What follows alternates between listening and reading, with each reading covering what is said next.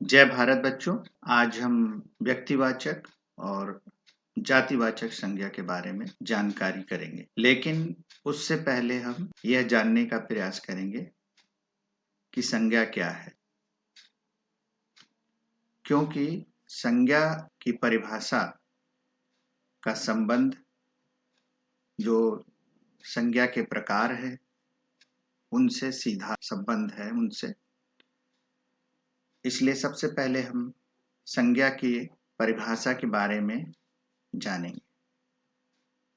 बच्चों, एक साधारण सी परिभाषा है इसका कि इस दुनिया में जितने भी नाम हैं, जितनी भी वस्तुएं हैं, उनका कोई ना कोई नाम है। तो जितने भी ये नाम हैं वो सभी संज्ञा कहलाते हैं। वस्तुओं में सजीव वस्तुएं भी आती हैं और निर्जीव वस्तुएं भी आती हैं। सजीव का मतलब ये होता है ऐसी वस्तुएं जिनमें जान होती है, प्राण होते हैं। और निर्जीव वस्तुएं वे वस्तुएं होती हैं जिसमें जान नहीं होती है, जिसमें प्राण नहीं होते हैं। ऐसी वस्तुओं को हम निर्जीव वस्तुएं कहते हैं। तो जितनी भी सजीव और निर्जीव वस्तुएं इस दुनिया में हैं, उन सबका कुछ ना कुछ नाम है। हम उन्हें किसी न किसी नाम से बुलाते हैं, पुकारते हैं। तो ये जो नाम है यही संज्ञा कहलाता है। आइए सबसे पहले हम देखते हैं व्यक्तियों का नाम। व्यक्तियों में बच्चों कुछ सामान्य नाम होते हैं। सामान्य व्यक्तियों की, साधारण व्यक्तियों की श्रेणी में आते हैं। जैसे हम लोग हैं, आदमी जो है वो साधारण सामान्य व्यक्ति के रूप में आएगा। औरत हो गई, और ये लड़का है, बच्चा, छोटा बच्चा है, ये सब सामान्य व्यक्तियों में आएंगे, साधारण व्यक्तियों में आएंगे। अब इन्हीं सामान्य व्यक्तियों के बीच में कुछ लोग कुछ अलग हटकर कार्य करते हैं, तो वो विशेष व्यक्ति हो जाते हैं, क्योंकि उन्होंने कुछ अलग या कुछ बड़ा, कुछ महान कार्य किया है। जैसे विशेष व्यक्ति में हमारे देश के राष्ट्रपिता महात्मा गांधी, और हमारे देश में जो बहुत बड़े महान पुरुष हुए हैं, महात्मा बुद्ध। और एक ऐसी ही महिला है जो बहुत गरीबों की सेवा करती थी। उन्होंने बहुत से सामाजिक कार्य किए हैं। आपका नाम है मदर टेरेसा। तो हमने देखा बच्चों, सामान्य व्यक्ति और विशेष व्यक्ति कैसे भी हों वो, अगर हम उन्हें किसी नाम से पुकारते हैं तो वे सभी संज्ञा कहलाते हैं। तो किसी भी व्यक्ति का जो नाम है वो संज्ञा है। आगे देखते हैं, हम कुछ देखते हैं जो जिसमें जीवन होता है, इस प्राणियों के नाम। जैसे हमने यहाँ पे लिया ये भैंस। दूसरा जो प्राणी है देखिए घोड़ा। तीसरा प्राणी है ये शेर। ये जीव जंतु हैं, प्राणी हैं हमारे धरती पर। इन्हें भी हम किसी न किसी नाम से पुकारते हैं। भैंस, घोड़ा, शेर, अलग अलग नाम से हम इन्हें पुकारते हैं। देखिए पक्षियों में एक पक्षी है ये कौवा। और पानी में रहने वाली है ये मछली, और ये भी पानी में रहता है, बड़ा शक्तिशाली जीव है, जिसे हम कहते हैं मगरमच्छ। तो ये जितने प्राणी हैं, ये जितने जीव जंतु हैं, सबको हम किसी न किसी नाम से पुकारते हैं। सबका कोई ना कोई नाम है और उसी नाम से उनकी पहचान है। तो मैंने जैसा कि ये बताया कि चाहे कोई भी वस्तु हो, सजीव हो या निर्जीव हो, अगर उनका कोई नाम है और नाम होता है तो वह संज्ञा है। अब इस संबंध में एक विशेष जानकारी ये है आपके लिए कि ये सब साधारण प्राणी हैं, मतलब भैंस, घोड़ा, शेर, कौवा, मगरमच्छ, इन नामों इन नामों से इन्हें सभी लोग जानते हैं। लेकिन इन प्राणियों के अगर हम कोई अलग से नाम रख दें, यदि किसी प्राणी का कोई नाम रख दें, तो वो प्राणी और प्राणियों से अलग हो जाता है, विशेष हो जाता है।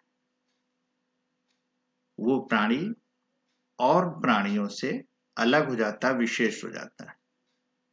जैसे हम ऊपर चित्र में देख रहे हैं, भैंस है।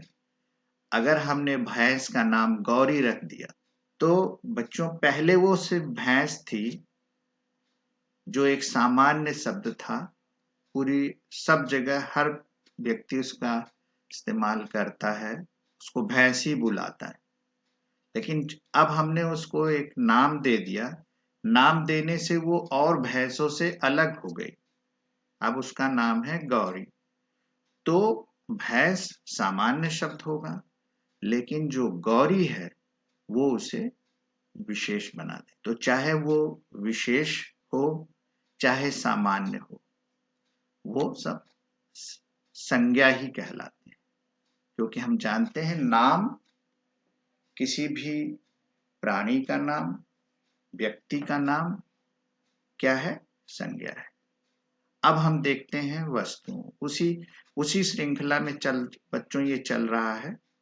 पहले हमने देखा प्राणी, प्राणियों के नाम इसके पहले देखा, और उससे पहले हमने देखा था व्यक्तियों का नाम। अब हम देखते हैं वस्तुओं के नाम। अब वस्तुओं में जैसे ये आम सामान्य है, हमने देखा पेड़, हर वृक्ष को हम पेड़, हर जो भी हमें पेड़ दिखाई देता है, वृक्ष दिखाई देता है, हम उसको वृक्ष या पेड़ बोलते हैं। फिर देखिए ये गेंद है, जैसे हम सभी लोग जो है इसको गेंद बोलते हैं, पेड़ बोलते हैं, आम बोलते हैं। अगर हमें उनकी विशेषताओं के बारे में नहीं पता है, तो हम अगर आम देखेंगे तो हम ये आम ही कहेंगे। अब कोई कहता है, जब हम उसे, जिसको पहचान है, कहेगा ये आमों में विशेषताएं होती हैं, कोई दशहरी आम होता है, कोई मालदा आम होता है, तो अलग अलग उनकी, तो वो विशेष हो जाता है। तब जब वो आम रहता है तो सामान्य है। उसी तरह पेड़ है, पेड़ में भी जब वो अलग अलग पेड़ हो जाते हैं, आम का पेड़ है, सेब का पेड़ है, तो वो अलग होता है। इसी तरह गेंद है, तो ये जब हम उसको सामान्य उनके नाम से पुकारते हैं, जो सभी लोग जिससे बुलाते हैं। अब देखिए विशेष में जैसे हो गया, वस्तु में ये है पेड़ है, लेकिन ये किसका पेड़ है? बरगद का पेड़ है, ये विशेष हो गया। तो हम इसको नाम से बुलाते हैं बरगद का पेड़, ठीक है। फिर देखिए ये भी गेंद है, लेकिन हमने इसको कैसे क्या कहते हैं? ये लाल गेंद है, लाल गेंद। तो इसका एक नाम हो गया, विशेष नाम हो गया लाल गेंद। और ये देखिए ये गले में पहनने वाला हार है सोने का। तो अगर हम इसको सिर्फ हार कहते हैं तो वो सामान्य है, क्योंकि उसमें तमाम तरह के हार होते हैं, लेकिन जब हम इसको सोने का हार बोल दें या हीरे का हार बोल दें तो ये विशेष हो जाता है, उसका महत्व तो बढ़ जाता है, उसकी ताकत बढ़ जाती है, महत्व तो बढ़ जाता है उसकी। तो ये वस्तुओं के नाम है। तो हमने देखा कि व्यक्तियों के नाम कोई भी व्यक्ति हो, प्राणी के नाम प्राणियों के नाम किसी भी तरह का प्राणी हो, वस्तुओं का नाम किसी भी तरह की वस्तु हो, वो सब क्या है? संज्ञा है। ये हमने कुछ नाम रखे हैं, वस्तुओं की बहुत बड़ी सूची है, प्राणियों की सूची है, व्यक्तियों की सूची है, लिस्ट है उनकी। ये सब क्या होते हैं? संज्ञा कहलाते हैं। अब जैसे हमने पहले भी बताया था आपको, यदि किसी भी वस्तु के साथ विशेष नाम जोड़ दिया जाए तो वह विशेष बन जाती है। सब जैसे जैसे आप ये हम एक साधारण सी बात करें कि सड़क पर एक आदमी जा रहा है तो हम उसे क्या कहते हैं? वह आदमी जा रहा है, क्योंकि हम उसको नहीं जानते। ठीक है। लेकिन अगर वही आदमी एक कमांडर की वर्दी पहने हुए है अपने ऊपर, तो हम क्या बोलते हैं? देखो एक बहुत बड़ा कमांडर जा रहा है, बहुत बड़ा अफसर जा रहा है, ऐसा। अब वो बिल्कुल अलग हो गया, विशेष हो गया, उसका महत्व बढ़ गया। तो वैसे ही जब हम किसी भी वस्तु के साथ एक विशेष अलग नाम जोड़ देते हैं तो वह उस विशेष हो जाता है, महत्वपूर्ण हो जाता है। तो हमने देखा बच्चों कि व्यक्तियों के नाम, प्राणियों के नाम, वस्तुओं के नाम। अब हम आगे देखते हैं स्थानों के नाम। तो स्थानों के नाम देखते हैं। मैंने वही कहा, हर जगह थोड़ा सा अलग करके बताने, नहीं तो सीधा भी आपको बताया जा सकता है। जैसे हम कहते हैं सामान्य स्थान, मतलब कॉमन है, ये बात कॉमन होती है। घर भी एक स्थान होता है जहां हम रहते हैं। उसी प्रकार विद्यालय, स्कूल, जहां हम पढ़ने जाते हैं। उसी प्रकार है ये उपवन। उपवन मतलब ये हुआ कि बगीचा जिसे कहते हैं, या आप पार्क भी बोल सकते हैं। तो हम यहाँ पर पार्क में खेलने कूदने के लिए जाते हैं, विद्यालय में पढ़ने के लिए जाते हैं, और जैसा हम लोग घर में रहते हैं। तो ये एक सामान्य स्थान है, इसलिए कि ये कॉमन है सभी के लिए। ये घर है, विद्यालय है। अगर घर का कोई विशेष अगर नाम है, अलग तरह का घर है बिल्कुल, तो वह विशेष हो जाता है। उसी तरह विद्यालय है, उसी तरह से उपवन है।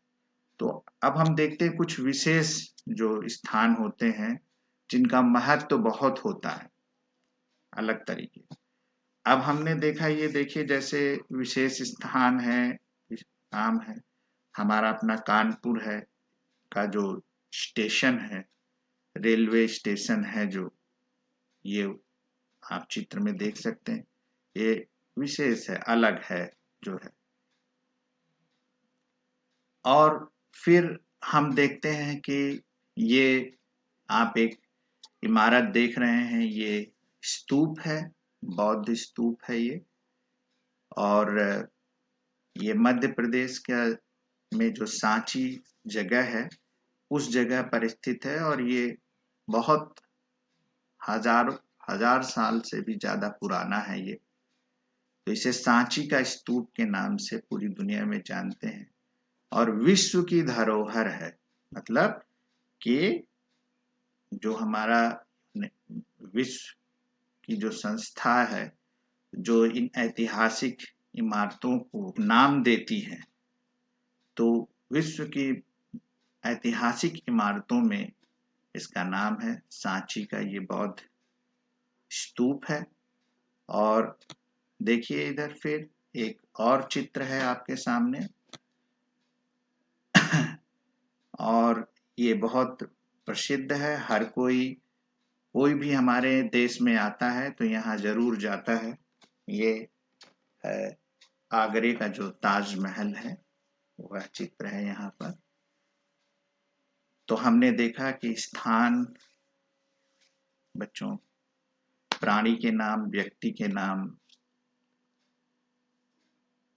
ये सारे जो नाम होते हैं वो संज्ञा कहलाते हैं।